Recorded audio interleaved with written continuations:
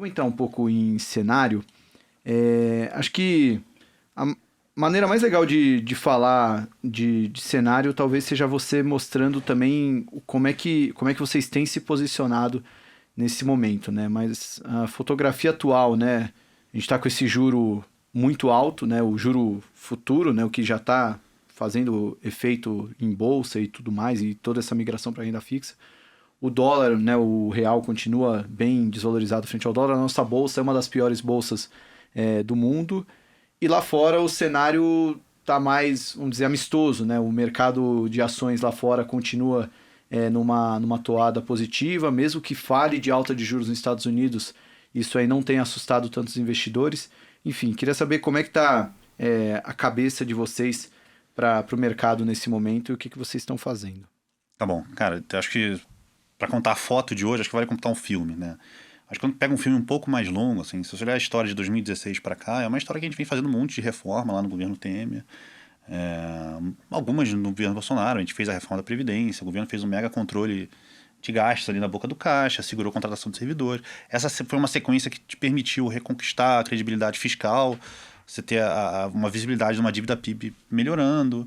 Pô, dois bancos centrais, tanto do Willan quanto do Roberto Campos, fizeram um excelente trabalho, conseguiram reconquistar a credibilidade e expectativa de inflação. Isso permitiu que os juros caíssem, monotonicamente, de 2016 até pouco tempo atrás, com credibilidade, permitindo que os juros longos caíssem também. E aí as grandes apostas que a gente tinha ao longo desses 5 anos foram apostando na queda de juros e comprado na Bolsa, né? Eu acho que foi essa aposta que a gente carregou durante muito, muito, muito tempo. Quando a gente entrou esse ano, qual era o cenário que a gente via, né? Pós-pandemia, falar um pouco de local, que depois a gente fala um pouco de externo, mas a gente, saindo da pandemia, a gente estava muito animado com vacinação. Acho que você lembra, o Fernando Genta, que é nosso economista, Eu lembro bem que tomou muita pedrada na época. Para quem não lembra, né, o Fernando Genta, o economista-chefe da XP Asset, ele fez um relatório falando que a população adulta brasileira tomaria pelo menos uma dose até agosto. Ela está 100% vacinada até final de setembro, começo de outubro.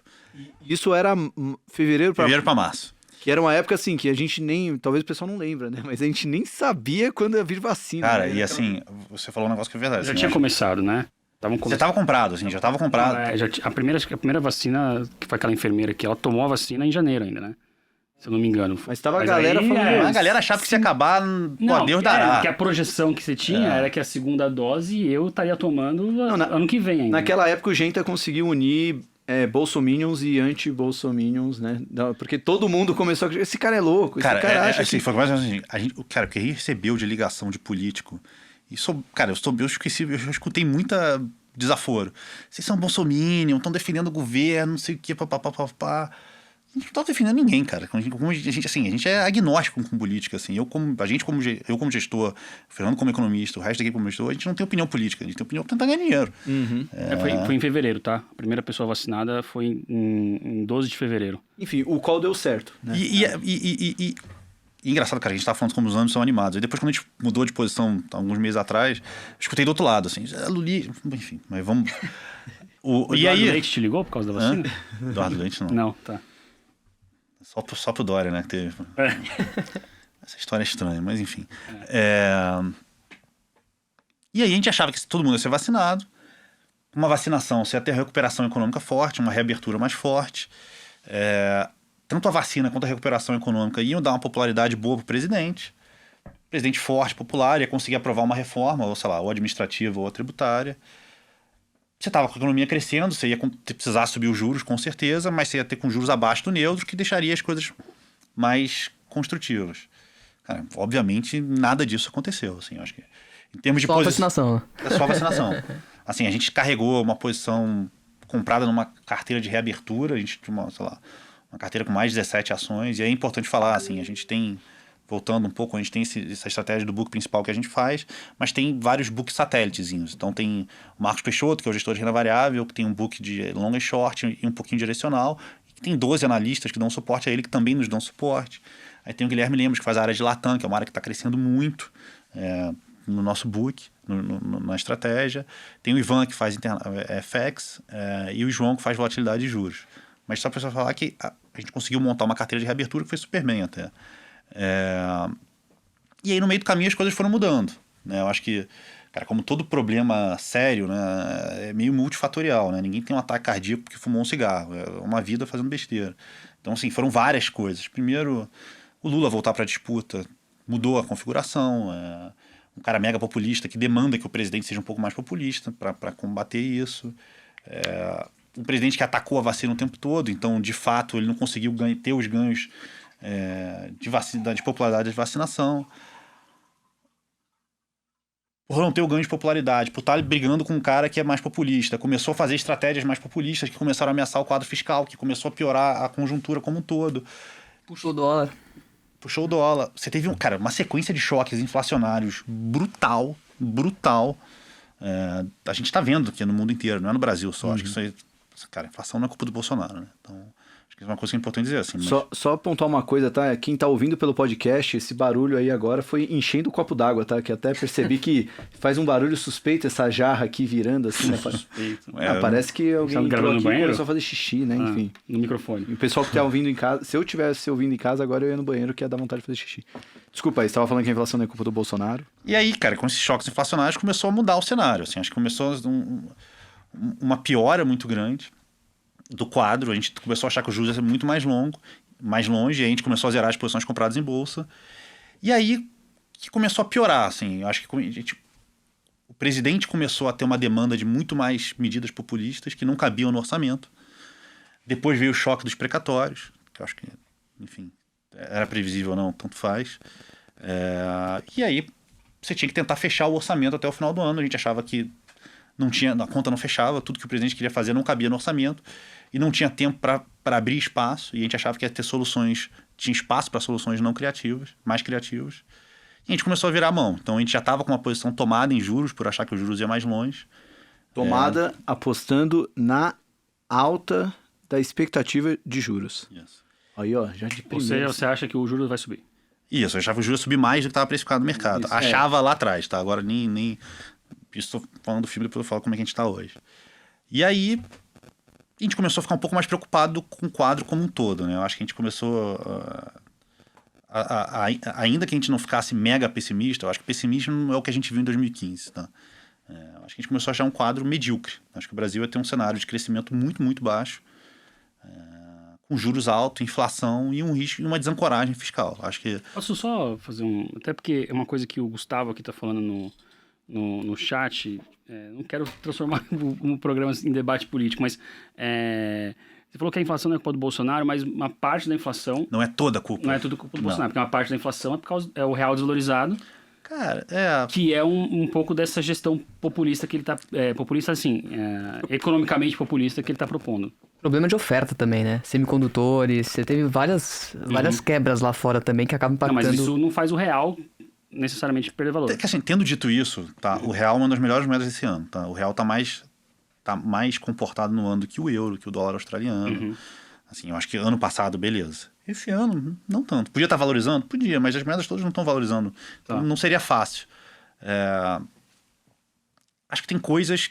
Cara, eu acredito que expectativas de inflação funcionam. Então, quando você desancora a expectativa de inflação, você começa a reajustar muito mais as coisas. Se você acha que o preço vai continuar subindo, você sobe mais o seu preço agora. Mas tem coisas que são do mundo, assim. Tem inflação importada pra caramba. E tem inflação nossa, que é crise hídrica, que não tem muito o que fazer. A nossa estrutura de preço de combustível é diferente, né? Acho que é mais esquisita. Mas, cara, se olha o resto do mundo, a inflação dos Estados Unidos está subindo 6%, assim. A nossa está 15%.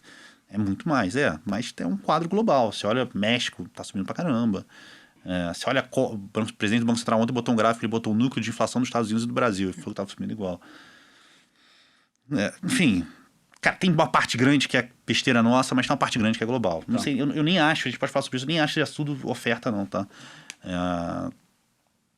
Mas, de fato, é uma inflação muito grande, e aí, cara, esse choque todo te demanda um nível de juros muito maior, e aí, quando veio outubro, acho que foi uma série de decisões tomadas, assim, muito mal tomadas. Acho que quando você deixa uma decisão para a reta final, né, que foi como abrir o espaço no orçamento para caber esses programas todos,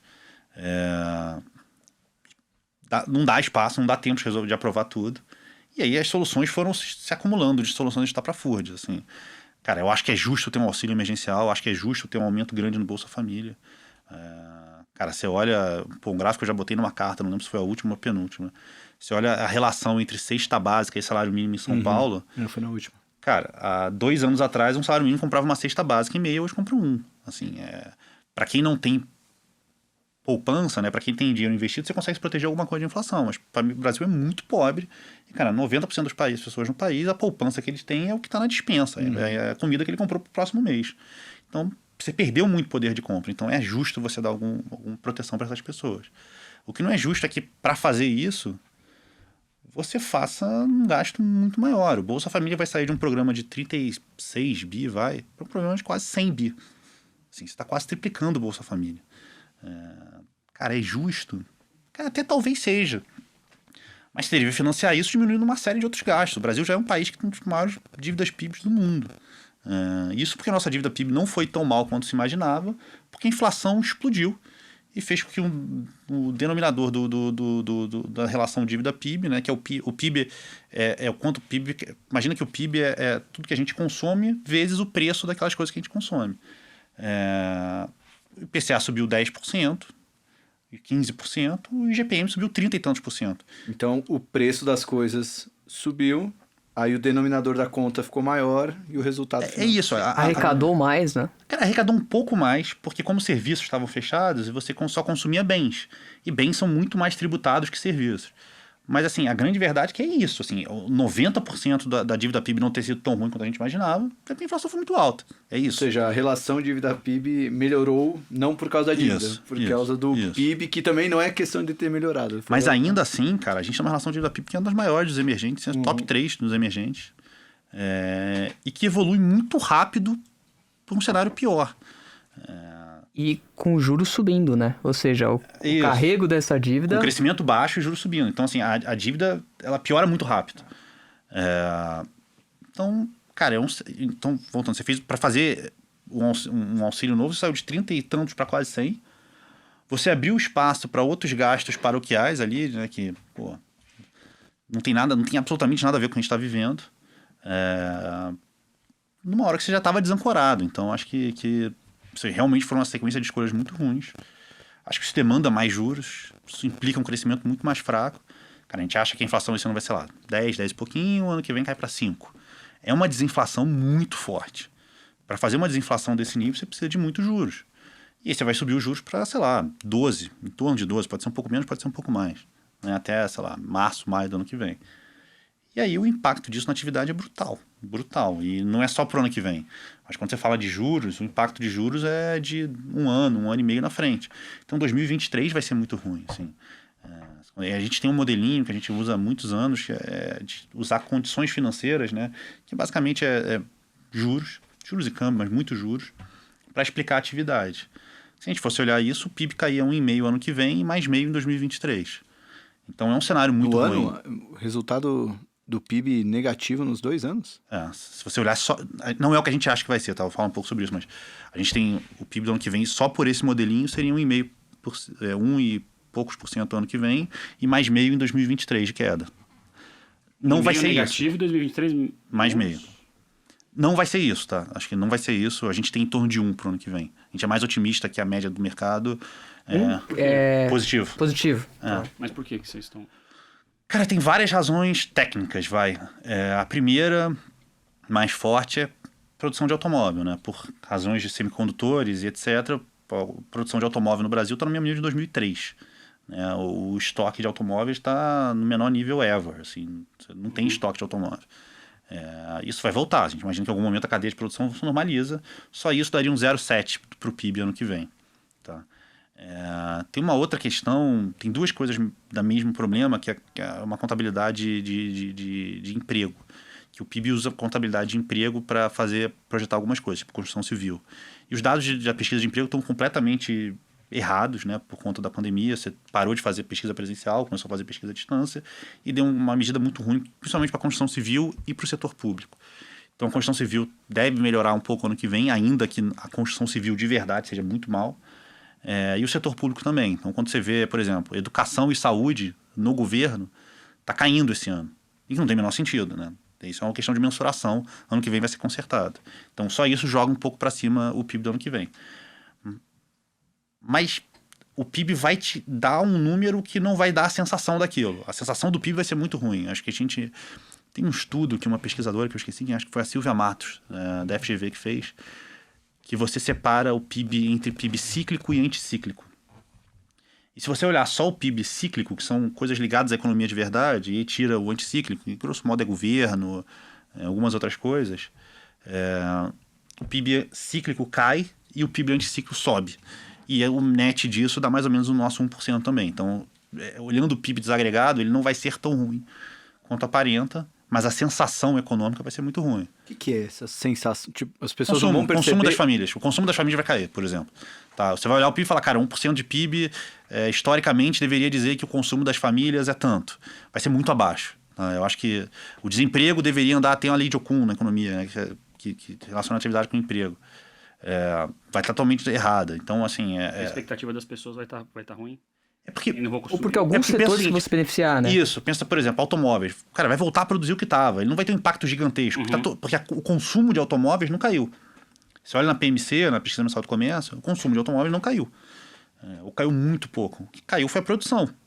Você vai ajustar a produção, mas o consumo fica igual. Tá? Então não vai ter... Pô, você fala assim, o setor de automóvel vai explodir ano que vem. Não é isso, mas vai explodir. Você vai entregar os veículos que você vendeu esse ano, né?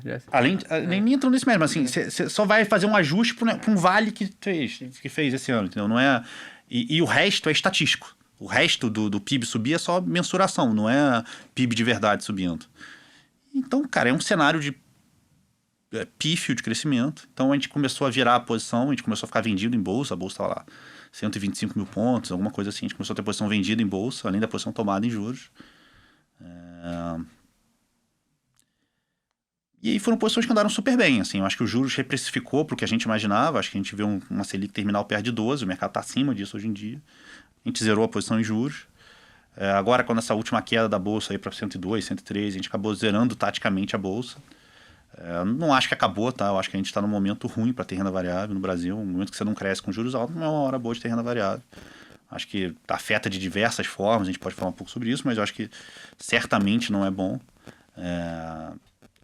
Eu vejo muita gente falando, mas o resultado das empresas estão fantásticos. Não, porque você acabou de voltar do V. Você olha o gráfico o Banco Central divulga um PIB mensal. Você olha o gráfico do PIB mensal do Banco Central, ele fez um V, depois ele está caindo. Está fazendo assim. Então é isso, você está vendo o resultado desse V. Agora vai... Mas, Bruno, todo mundo falava que foi uma crise até que monopolista, né? O fato de ter... muitas empresas provavelmente não conseguiram sobreviver a essa crise e as maiores empresas conquistariam os lugares dessas empresas que não conseguiram se manter. Claro que tem esse ponto que você falou, que as empresas estão recuperando, mas será que no pós esse período, será que essas empresas de fato não ganhariam market share a ponto de crescer lucro nos próximos anos, mesmo com uma economia ruim? Cara, eu acho possível, mas é um caso a caso, né? Assim, você tem que olhar, tem alguém que tem capacidade de aglutinar os lucros daquele setor? Acho que tem alguns setores que são winner takes all, assim, acho que, sei lá, a gente pode discutir isso um pouco, mas assim, olhando para o consolidado de bolsa, né? Acho que quando a gente olha para a classe de bolsa, se os lucros totais da economia vão diminuir, e é isso que a gente vai acontecer, e os juros, além disso, ficam mais altos. E lembrando que, cara, a bolsa é você antecipar os lucros futuros, né? É simples assim. Com lucros menores e quanto maior a taxa de juros, né, menor é o valor presente daqueles lucros, o resultado médio é pior, né? Cara, eu sempre faço analogia, é muito parecido com o que a gente viu em 2013, 2014, 2015 no Brasil. Cara, que a bolsa caía com bastante volatilidade, mas caía o tempo todo. Né? A bolsa saiu, sei lá, de 70 para 40 mil pontos e com o CDI rodando a 12% na média. Chegou até 14% no final, mas na média foi tipo 12%. Então você não só deixou de ganhar os 12% do CDI, como você ainda perdeu a queda da bolsa. Parece um pouco que a gente vai ver agora, assim. Eu acho que pelo menos por um tempo, como a gente estava falando, assim, acho que foi um fluxo brutal para a renda variável no Brasil nos últimos anos. Já estou, sei lá, 300 bi em FIA em 2, 3 anos. A gente acha que agora a gente está vendo nos últimos 2, 3 meses esse dinheiro começando a sair. Quer dizer que é só vender a bolsa que vai cair para sempre? Também não é assim, tem preço, as coisas têm preço. Assim. É um pouco do que a gente estava falando de probabilidade. Assim. Quando eu achava 125 mil pontos, eu achava que a estrutura de preço do mercado lidava com um mundo que a gente não estava vendo. A gente estava vendo muito, muito pior. A 100, 100 e poucos mil pontos, parece mais equilibrado. Acho que no curto prazo pode ter uma melhorinha, acho que se aprovar a PEC pode ter uma melhora. O mercado claramente está querendo se emocionar com a terceira via, acho que pode ter uma melhora.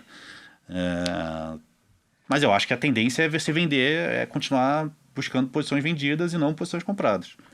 Não, Nossa, só um comentário triste, né? Porque, na verdade, não é que as coisas vão piorar, né? Elas só vão ficar medíocres, né? A gente vai ter um quadro de mediocridade que pode perdurar por muito tempo e a bolsa não vai ter aquele tibum, né? Vai ter, talvez, Cara, descendo assim, numa ladeirinha, assim, bem tranquila.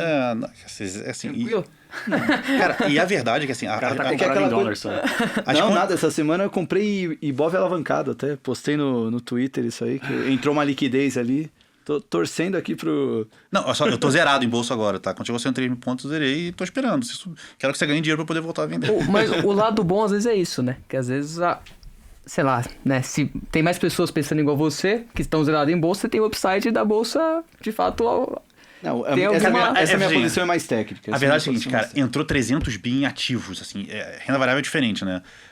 Diferente de derivativos, que você pode aumentar e diminuir a posição. O estoque de ações na bolsa, ele você não consegue aumentar, ele aumenta com IPOs e tal, diminui com recompra, mas no geral o estoque é muito estanque. Cara, entrou 300 bi em fundos, em fluxo para fundos de bolsa. Cara, tiveram 2 meses e meio de resgate. Assim, tem muito Tem dinheiro coisa pra pra sair. Tem muito dinheiro para sair.